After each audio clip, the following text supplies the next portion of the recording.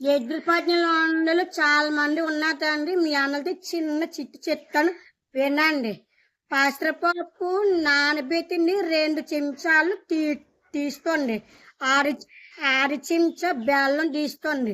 2 తరిపేసి మధ్యాహ్నం తినండి. తింటే రాత్రి ఫుల్ ఎదురు పడుతుంది. రాత్రి ఎదురు పడలేము లేకపోతే పొద్దున్న తీసుకోండి. మధ్యాహ్నం మంచి ఎదురు పడుతుంది. ఆరోగ్యం కూడా బాగుంటుంది.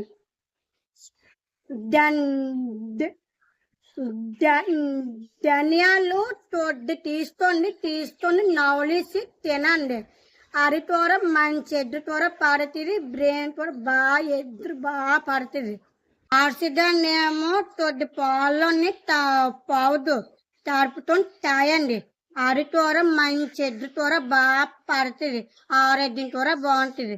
నచ్చితే లైక్ చేయండి, సబ్స్క్రైబ్ చేయండి, ఫాలో చేయండి.